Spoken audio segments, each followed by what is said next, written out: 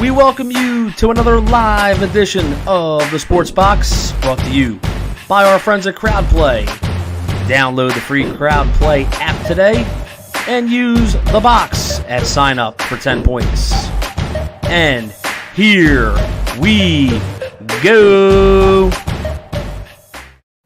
Ladies and gentlemen, welcome to a very special edition of the Sports Box. I am Brian Attard with three of the best hosts you're going to find anywhere on the interwebs. I have Tony Quigley, Paul Allen, Mike Galletta, and we have a very special guest tonight. We want to bring him on right now. Those of you in the Philadelphia area know him. You've seen him on TV. You definitely know who he is. Owns some great golf courses in the area. Former Eagles quarterback, led the team to an appearance in Super Bowl 15. Let's bring him on, Ron Jaworski. Ron, welcome to the Sports Box, my friend. Gentlemen, great to be with you guys, and looking forward to the NFL season kicking off shortly. My fingers are crossed. My legs are crossed. I hope we do play football. So far, so good, but great to be with you guys on the Sports Box. We definitely appreciate it. And, let's start there. I was watching ESPN, and Peter King was on, and he said, if anybody can do this, it's the NFL. And I think everybody kind of feels that he's right, that if they can't do it, nobody can. Do you feel bullish that we're going to get this season off without a hitch? Well, there's going to be glitches. There's no doubt about it. I wish that the NFL would have some way, shape, or form bubbled the players. Like the NHL has shown great success, the NBA, and to a certain degree, Major League Baseball has been okay. But I just think when the contact starts, when players start going out in their communities, I'm worried about the contact with those people that may be infected with coronavirus, that it could infect a team. So I would have liked to have seen teams put up at a hotel, not being able to go out, not being able to interact with the community. I think that would have given the NFL a better chance for success. But I still think they'll pull it off. Paul? Now, Ron, as a former player, if you were in that bubble environment yourself, because right now the NBA is going through it, and as far as keeping the virus contained, it seems like it's being very successful. But it seems like sometimes the bubble environment is actually weighing on the players. As a former player, how do you think you would have maintained yourself in that environment? That's a hard question, man. I don't think anyone ever really liked training camp per se. In my days in Philadelphia, we trained out at Westchester University. We stayed in a place called Schmidt Hall, which is a dormitory. Right. And basically, you slept in bunk beds and you were treated like an 8-year-old. That wasn't a whole lot of fun for a professional athlete. And for 6 or 7 weeks, it was all football. So you could kind of see the light at the end of the tunnel in the training camp in my era. But now training camp is a country club. These guys, they don't hit anymore. They have one-a-days.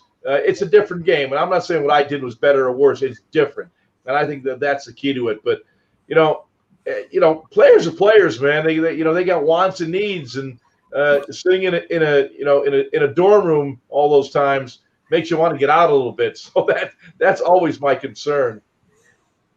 So Ron, I got a kind of a two-part question for you. So first off, I mean, you had a long NFL career, a very good NFL career, I might add. What was the one place that you really loved to play? And the two question is, who is the hardest player you ever got hit by?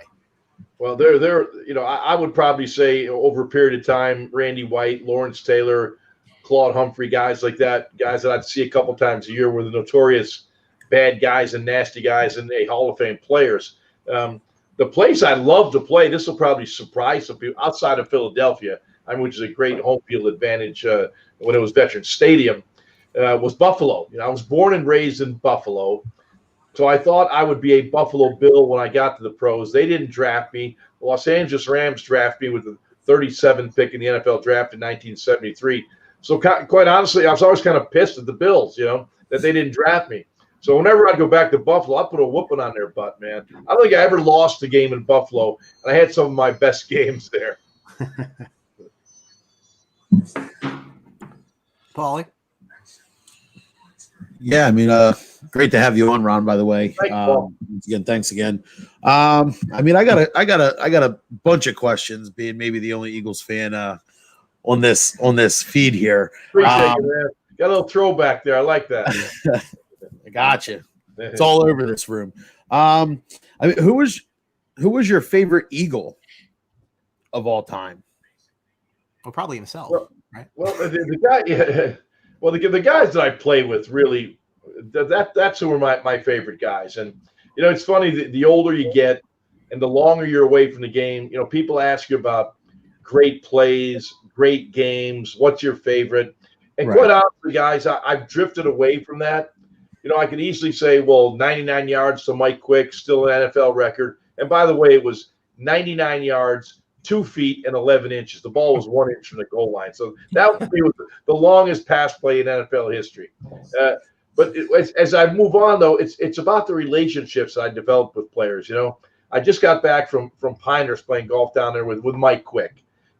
I see Harold Carmichael around and about town on a regular basis. I talk to Dick Vermeil at least once a week. So I'm in always contact with players and friends, and those relationships that have helped me as life has gone on after football into broadcasting were ones that I cherish. So although I could probably go on and talk about plays and games and people get excited about that, what really excites me now are the guys that I line up and played with. They mean so much to me now the further I get removed from the game. So being a former player, so this is the first year that we're going to have no preseason. And I think that the prevailing thought is that the first couple of weeks of the year are going to be the de facto preseason, and we're going to see teams kind of be a little rusty when they hit the field and actually start playing each other in an environment they're probably not even used to, because for most places there's going to be nobody in the crowd. Do you agree with that? Do you think that we're looking at a bit of a rusty start for some teams as the season does kick off in September? Or do you think that the training camp is enough to shake that rust off? No, you're not going to shake the rust off in a training camp that doesn't really involve a lot of playing the game of football. What I've been hearing from most of the people and coaches I've spoke to, the extent of contact is thud, not even taking people to the ground. So I think you're going to see some pathetic football for the first couple of weeks of the season.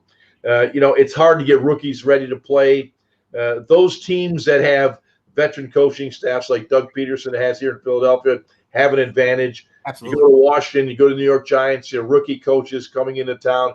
Even Mike McCarthy down in Dallas, a great coach, but new to that team. So I think the Eagles have an advantage in that regards with a veteran coaching staff, and they're pretty much a veteran team.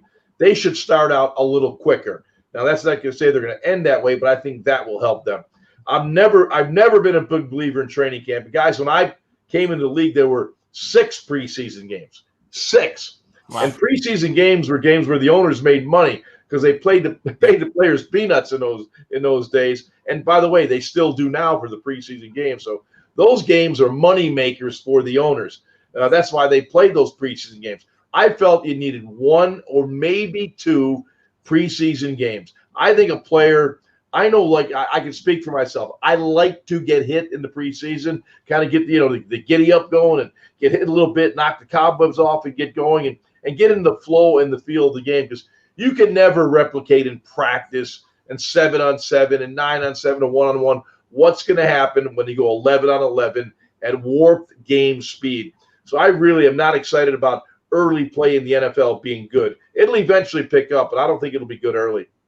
Comment coming in from Chris Fallon, which I guess I'll kind of expand upon, is that were you surprised by the Jalen Hurts draft pick? So I guess my question, being a starter in the NFL, how would you feel if you're entering the beginning of a very lucrative contract and the team spent the second round pick on a quarterback? I think we all kind of have our own thoughts as to what that really means, but how do you think that may impact Carson up here?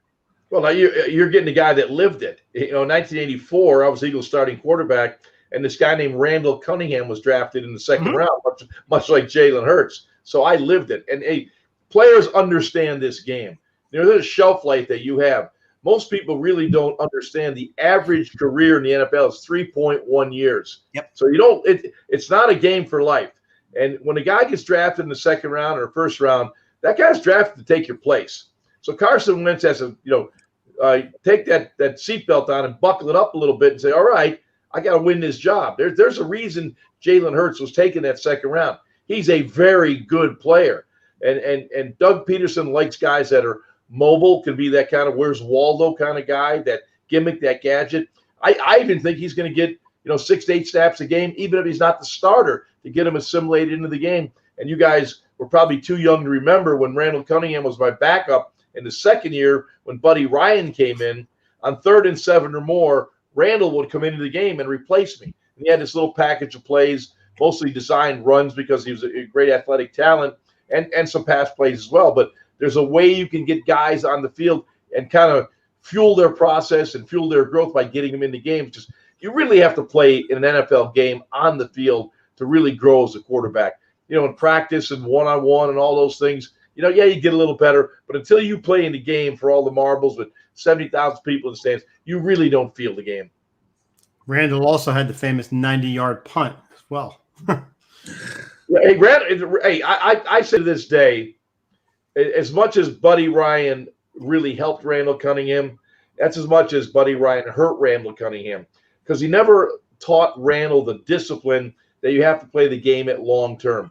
He would, say, hey, we'll play great defense. By the way, Buddy was arguably one of the greatest defensive coordinators of all time. I would never denigrate his ability as a defensive coordinator. I mean, he was sensational. As a head coach, he never understood offense. And he would say, I'll just have Randall go out there and make 2 or 3 great plays and we'll win.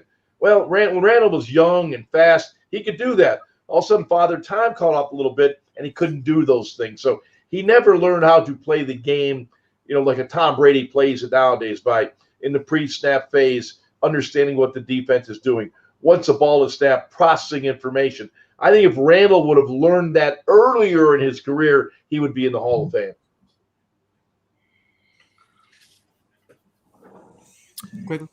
Yeah, Ron, appreciate you joining us. And, I'm fortunate enough to be old to watch you play in that era, early 80s and stuff like that. You had a long, distinguished career. But what I was really impressed with you is when you went into the booth and you became an analyst. What you did on the NFL matchup, I think, is something that there's not enough in some of this more sensationalized sports journalism now. It's like whoever can speak the louder, the loudest, this makes the most points. What you did is you actually kind of brought us into the huddle and broke down plays and looked at through a player's perspective and actually what you're going to do with like innovations like the all 22 breakdowns and stuff like that, which was really impressive. I mean, do you miss that kind of aspect in sports journalism, or do you think it's going to make a comeback? No, because I still have an office at NFL Films.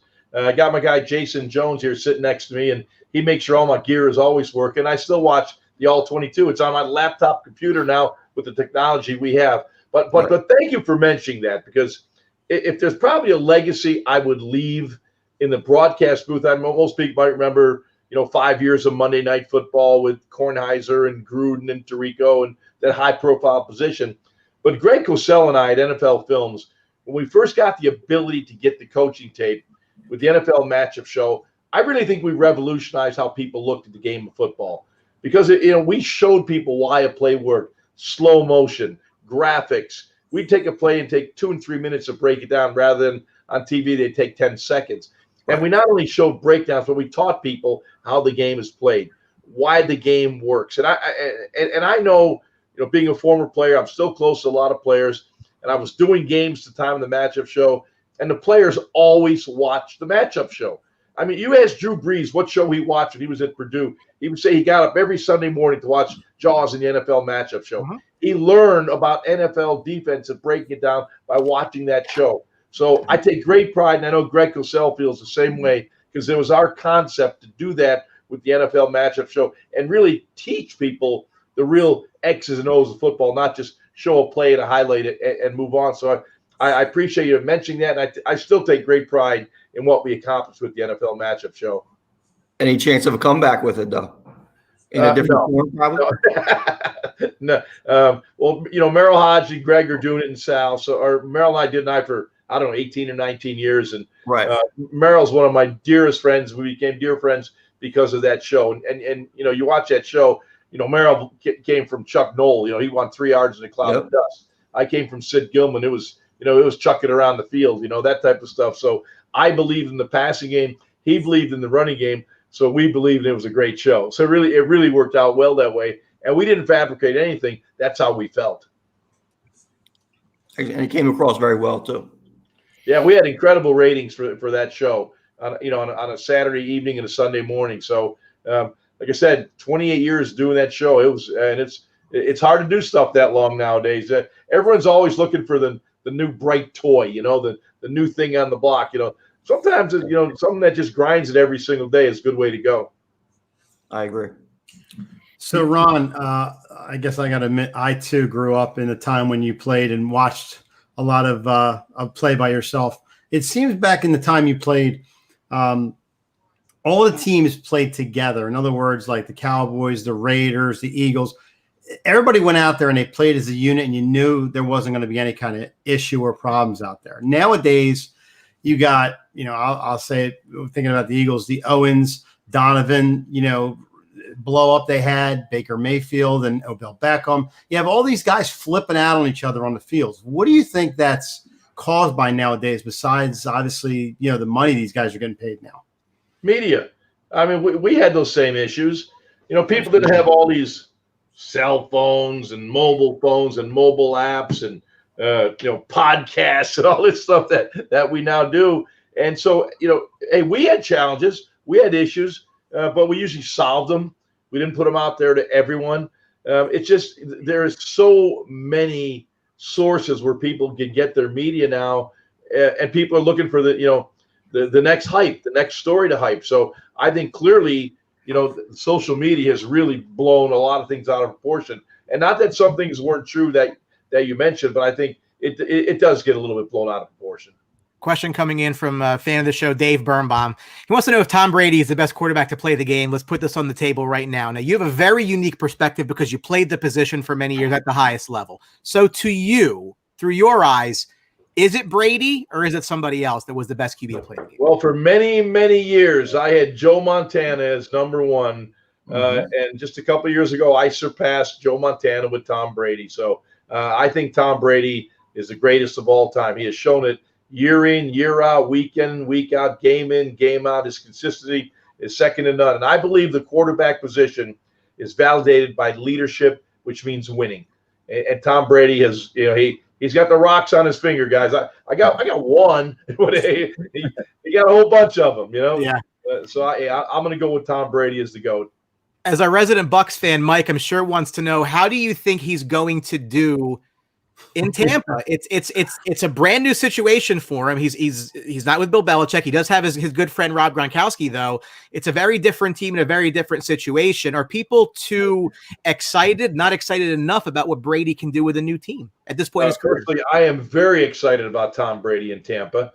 Number one, he's got some weapons. I mean, he had a dreadful receiving core in New England last year, guys. I mean, they could not get open. I mean, wherever they ran, there was Velcro to them. They were not open. Tom knew that. I mean, working the slot was his passing game. That was it, So now he goes down to Tampa. They've got weapons. Gronk, they've got a bunch of people down there as well. Mike Evans, Chris Goodwin, Godwin. They've got players. They've got speed. And I'll say this about Tom. I've known Tom since he came out of Michigan. He actually played in my golf tournament in Atlantic City. So I got to know Tom really, really well as a person. I don't know if there's a more fierce competitor in any sport than Tom Brady. And when I was doing Monday Night Football, and we always had 1 or 2 Patriots on Monday Night Football, I would always tell Gruden, watch, I'm gonna get Brady all fired up. And I knew how to do it. We'd sit in these production meetings, and try to get whatever we could about the game plan. I say, Tom, man, how do you feel about being drafted in the 6th round, the 199th player? Jaws, man, I still want to show people how wrong they were. So here's a guy, he can't get over that. Being the 199th pick in that draft, the 6th round pick, that pisses him off. And he's going to take that same attitude down to Tampa Bay. And I'm going to tell you, those players, they will be with Tom Brady because Tom Brady will make them work hard. He's one of the hardest workers you'll ever find. He's committed to winning. He has no ego. He will check it at the door. You will see the Bucs' entire organization be elevated because when Tom Brady walks through the door, he demands and expects excellence. Thank you, Ron. I now have chills. All right. Paulie?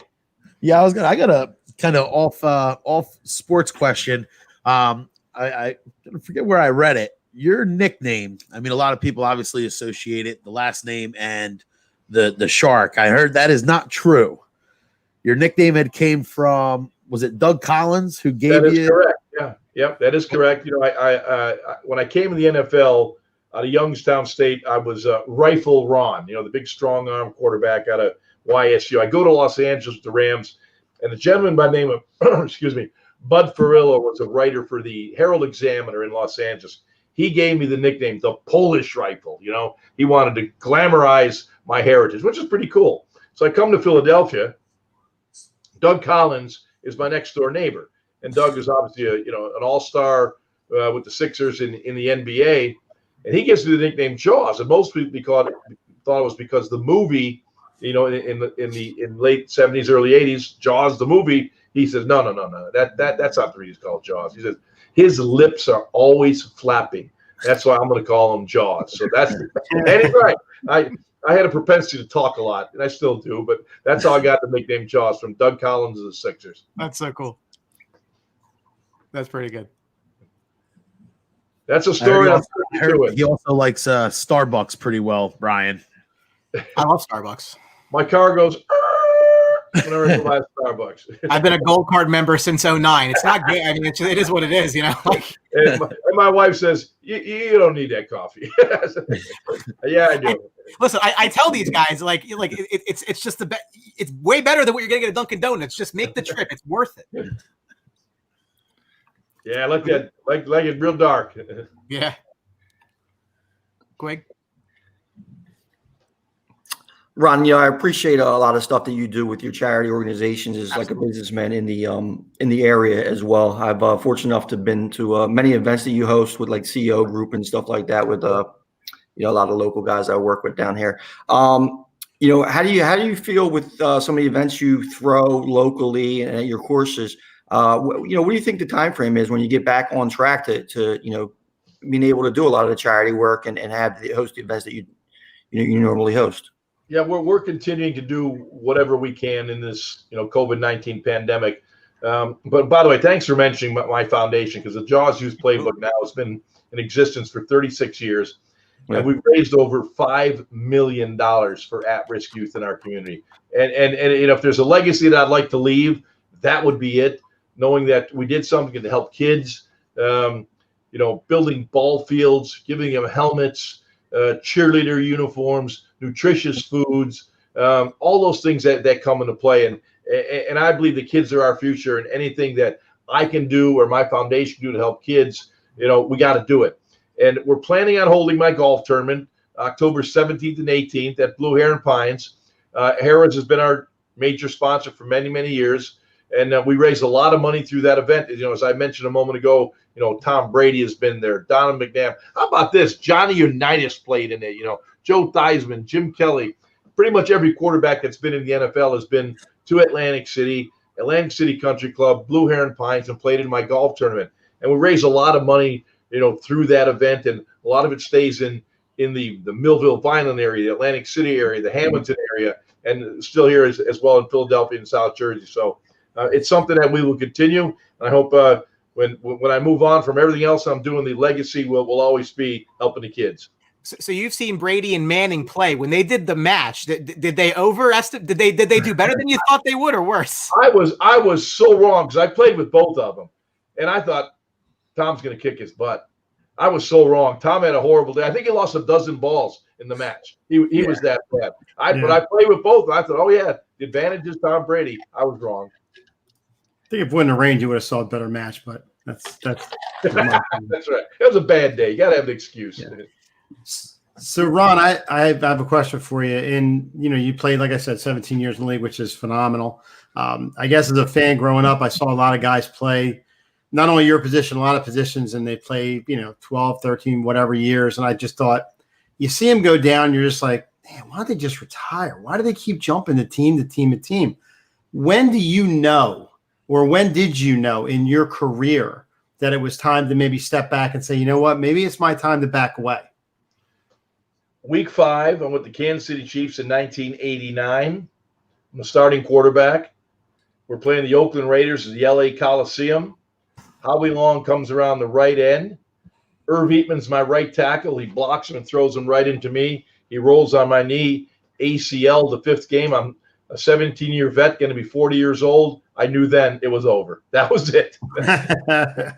Well, to that point, how surprised are you that Alex Smith is trying to come back after what he went through? I mean, that was a brutal injury, and he's worked very, very hard to get to where he is right now. But I mean, he's made his money. I mean, is it just like to prove to himself that he could come back?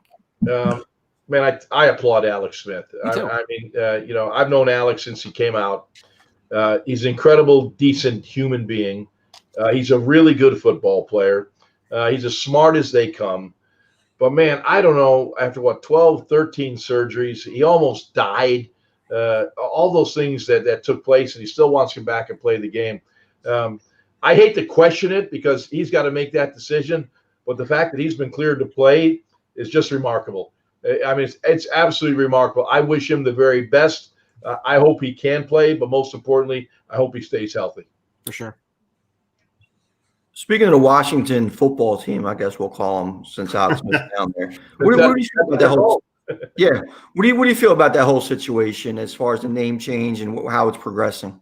I think it's irrelevant, but that's me. I know some people may find it offensive. I don't, but hey, you know what? I'm not an Indian. I'm not an American Indian. I can't speak for anyone else. I could say, what do you do with the Cleveland Indians? What do you do with the Kansas City Chiefs? So, I mean, are people offended by everything that you say? Apparently, in today's world, it may be yes. The answer may be yes, but I'm not surprised that it happened, but I am kind of disappointed. I look at it as the Redskins. It was a great rivalry. It was, the Washington Redskins. I still hear their crazy fight song in the background playing down at RFK. And there's great history and tradition, but. I get it, but I'm not crazy about it.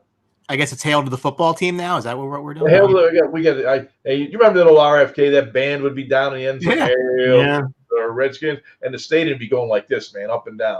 Yeah.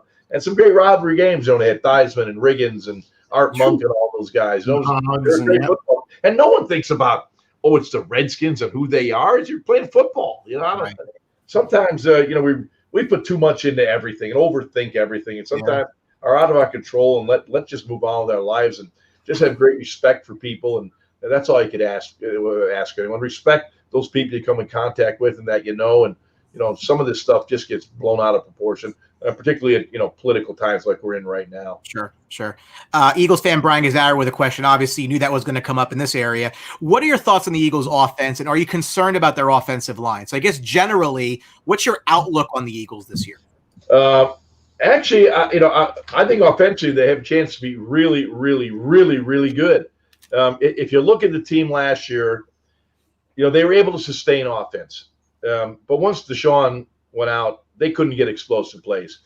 And the NFL is about explosive plays. Just watch what the Niners and Chiefs did last year, and you got to manufacture those big plays. Today's NFL defenses are too good to go 80 yards in 14 plays. So you got to be explosive.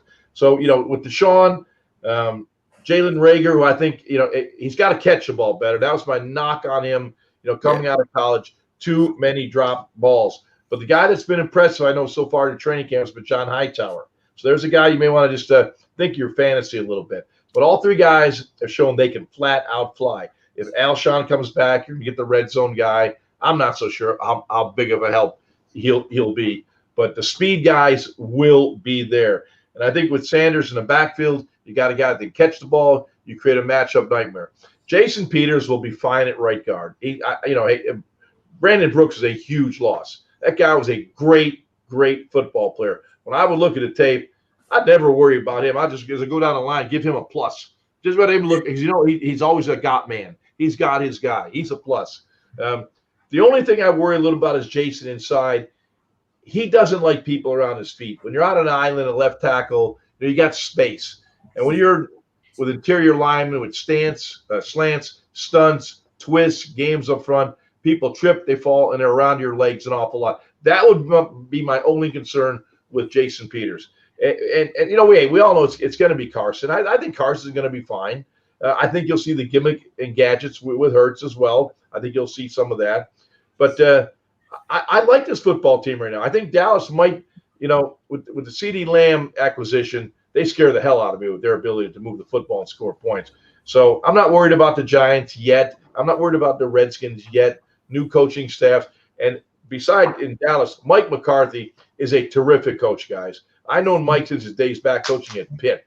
The guy can freaking flat out coach. This is going to be Jason Garrett down there in Dallas, where sooner or later he's going to make some bonehead call and some bonehead decision and cost the Cowboys the game. Mike McCarthy is way too polished for that to happen. So the biggest acquisition, I mentioned CeeDee Lamb, was Mike McCarthy. Mike is a terrific, polished football coach. We had Trey Thomas on actually the day he made the comment that he felt that he thought Peters might struggle because it was like asking Bryce Harper to play third base. That was his quote that day. Yeah, I would respect Trey's opinion. He's played that position at a world-class level, all-pro for a long, long time. So, Trey Thomas, you can talk about offensive line play. Yeah, he coached in the NFL as well. So I'm not going to question his feelings whatsoever. I know we're getting close to your time here, so I'm putting you on the you can stay as long as you want to, but we definitely want to respect your time. If you had to make a call for the Super Bowl this year, who do you think we're going to see battle for it this year? I'm going to go with Kansas City. I think Andy Reid is really a phenomenal football coach. He's been coaching a long time, but he changes every year. It's not like this is my system, this is what we do, and that's what I love about Andy. He can assimilate his game plan to a Patrick Mahomes. He knows how to get speed in the right position. He can run the ball. He can throw the ball. He can do gimmicks and gadgets. So they're going to be an explosive style of offense. So I'm gonna pick the Chiefs. But a kind of a surprise team. I'm in the AFC. Watch the Buffalo Bills. I'm a big Sean McDermott fans. I think they built up their team in the offseason. They were a pretty good team last year, not a great team. But I think now with Brady gone, the Patriots are descending. I think the Bills win that division. I think the Bills actually begin to make a run here for a little bit of time. The NFC, the Niners are going to be there. The Saints are going to be there. The Eagles, Cowboys are going to be there. But I'm a big Drew Brees fan, so I'm going to say the Saints. I'm going to go with the Saints and the Chiefs in the Super Bowl. Fantastic. We appreciate it. I'm going to take all the Eagle fans off, but I'm being objective like I always try to be. Hey, listen, that's the only way to fly, right? You have to be objective in your analysis, or else it's not analysis anymore. We appreciate the time so much. As South Jersey guys, we love what you do in the area. Red carpet's yours. Anytime you want to jump on, you let us know. We're happy to have you. And thanks again so much for the time and everything that you do for everybody in South Jersey. We appreciate it. Hey, well, my pleasure, guys. Let's do it again. I'm committed to do it again. Maybe mid-season we'll revisit. Sounds Thanks, like Ron. We appreciate it. Thanks, guys. Be safe. Take care. Everybody, have a Thank good you. one. Ron Jaworski. That was awesome. I mean, and I miss him on TV because he really brought a unique perspective that I don't think you really get. And Tony, your question was spot on about sports journalism versus the hot take environment that we have right now. It is all about the Skip Baylesses and the people that can just how can they get the most people mad so people will pay attention to what they say. I thought your comment was spot on. Yeah, I mean, and especially in the era of social media, I think NFL matchup kind of took off before the whole social media thing. It seems like people really need to watch a show like NFL Matchup to actually get down, because you have everybody out here spewing their opinions off, and a lot of them haven't even been ever in an NFL any kind of huddle, played the game anyway, and which is fine because everybody we're all fans, but they don't. If you watch a show like NFL Matchup, you can actually see what the players are looking at. Like when a quarterback makes a bad pass, they'll break it down. Like, listen, the wide receiver is supposed to be, making a slant route, and he didn't run the wrong route, and that's why it happened. So it's like, it educates the fans a lot more. And I think we need a lot more of that kind of programming. Instead of like the screaming A. Smiths and just opinionated. Hey, Paul, you're gonna be pro, Tony Romo, and I'm going to be pro, Patrick Mahomes, and we're just going to sit here and argue for 20 minutes, kind of network television, which it doesn't, it sells tickets or ads or whatever, but it doesn't, do anything. For sure. Any final thoughts, guys? I did want to get one question in with the if you ever beat Donald Trump in golf. I know they've played a couple times. I just want to. Yes, he absolutely destroyed Donald Trump in golf. Actually, I think he lost like every time. I wanted to get a part of it. They did it was a Monday night. It was like Tirico, Gruden, Trump, and Jaws. I mean, just like to look back on it now. I mean, obviously this was before his presidency and the whole before he joined into the politics. But in hindsight, just the fact that you've played golf multiple times with the now president of the United States, it would have been pretty cool to hear his insight on that. But like we said, we got him back in the mid-season. We'll that'd be awesome. Absolutely. Get that one on. Yeah, we're fortunate. We're fortunate to have him in as a resource down here in this area. I'm saying it's so Dave Cartwright, who works at Trump National, says Trump won. Yeah, there you go. Yeah, he would know. So, I'm just saying that Jaws probably would. We don't have Trump on as a guest. We have Jaws on as a guest. So let's pump up. Maybe. Maybe we get them both on next time. We'll see what we can do. Mike, any final thoughts? I'll make a phone call. No, I'm good. He just made my day about the whole Brady comments. But I'm good. I'm not going to bring up the fact that you said it was a horrible signing. But you did. We're going to go through this again. No, we're not. So we got all night. Hey, thanks so much for taking the time with us. We really appreciate it. We love having Jaws on. Hopefully we can get him back mid-season. But I want just a quick shout out to our friends over at Crowd Play. It's a free app you can download on the Apple App Store, Google Play. You can win cash and prizes. There's really no catch. If you use the box at sign up, all caps, you get 10 free points. And if you're anything like me at Crowd Play, you probably suck, because I do. And you might need those points. Here's a little more info about them.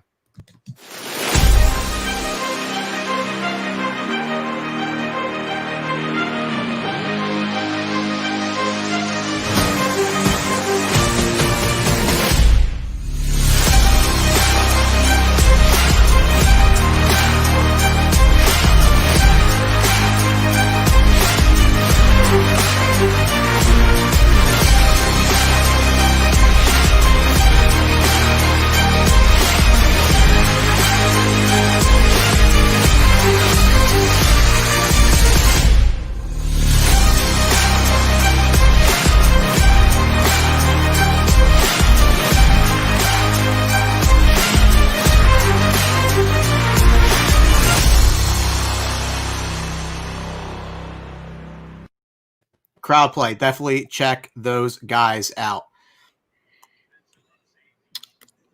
Jeremy wants to know where Baseline Jumper's at. We're going to not have that show today, so we'll have it back next week. Make sure you check us out on Tuesday, because we're finishing up our NFL previews on Highly Opinionated with myself and Mike and a lot of special guests. I think quickly you're going to be on that night, going through the NFC East and AFC East. Should be a lot of fun. So make sure you join us for that. Like and follow us on Facebook, Twitter, Instagram, the socials everywhere. Join Outside the Box, our sports discussion group. We appreciate that. We are everywhere. Make sure you're with us. On behalf of Paulie Scoops, Tony Quigley, Mike Galetta. Oh, Mike, go ahead. One more thing. Just we got bumped tonight because of Ron Jaworski, which is fine. Teeing off with myself and Dave Carter. We'll be back on Monday. So if you're out there and you like golf, 8:30, we will be on. Most definitely on Monday to kick the BMW Championship recap. Baseline Journal will be back next week. Totally Generous will be back next week. We got a full schedule coming up. Sports is finally back at some level of normalcy, and we love that. So make sure you're hanging out with the Sports Box. Bye, everybody. See you guys. Brett Brown was.